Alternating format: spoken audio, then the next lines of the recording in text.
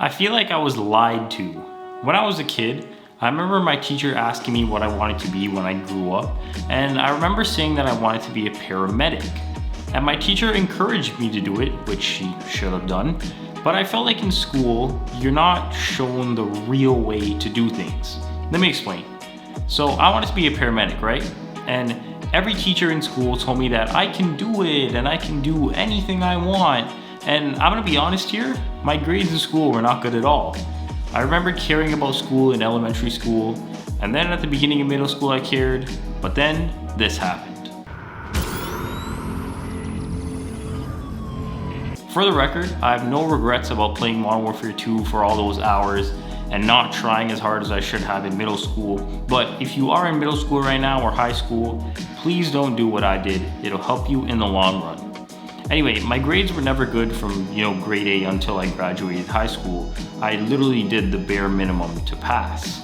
Modern Warfare 2 was out in middle school, then Black Ops came out, then Modern Warfare 3. That's like your 3 favorite things coming out in 3 consecutive years. It was like, your favorite thing in the world, basically. It was like your 3 favorite artists drop albums 3 straight years or something comparable to that. It sounds bad to say when you say it like this, but between me and you, Call of Duty was like my drug and I was itching to play it and it was so good and it gave me rushes of dopamine and I loved it. So my grades were bad and I didn't put as much time into school as I should have, but I feel like once you get to a certain point in school, your teachers should tell you something like, this path doesn't look like the best option for you because of your grades or because you haven't taken the right classes or whatever the situation is. I was talking to my friend Anthony about this and he was the one that gave me, that idea. I'm not saying that teachers should say you're dumb and you'll never be anything because no kid should be treated like that. But on the other end of the spectrum, we shouldn't give kids false hope or false confidence.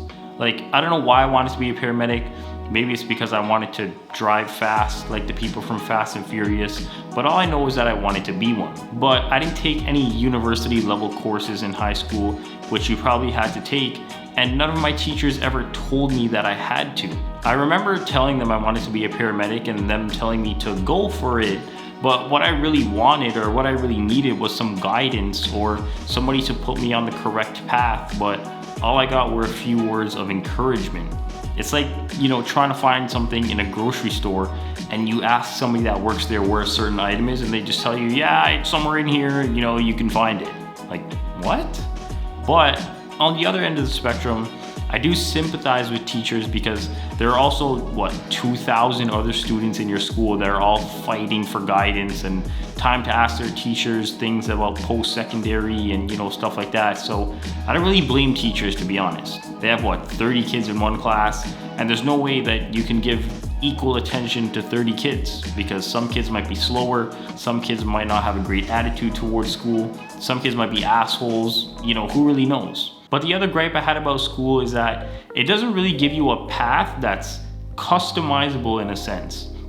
It's just a predetermined path that's there, and if you don't pass the test, which is making it through school, then you're seen as someone that's dumb or you're not gonna make it or whatever that means, and you're seen as an outcast. School is there to teach kids, to further the knowledge of kids, to teach the next generation.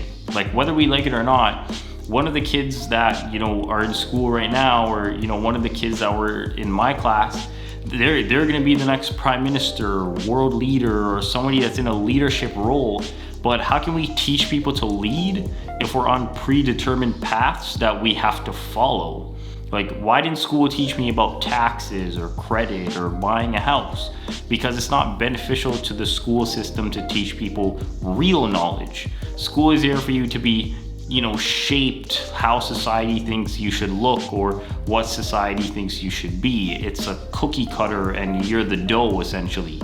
Whether you like it or not, you're going to be cut into the cookie that the world thinks that you should be. And that's just backwards to me. What's also crazy to me is that classrooms and the curriculum have been the same for how many years now? Like, I guarantee when my mom went to school, they were probably teaching the same things that they're teaching now, but how many times has the world changed in that period of time? Like, my parents went to school in the 70s and 80s, but in those 40 or 50 years, the world has probably changed 40 or 50 times over. We have things like the internet and content creation and digital marketing and all these new jobs that got created because of the modern and digital age that we could have never dreamed of 50 years ago.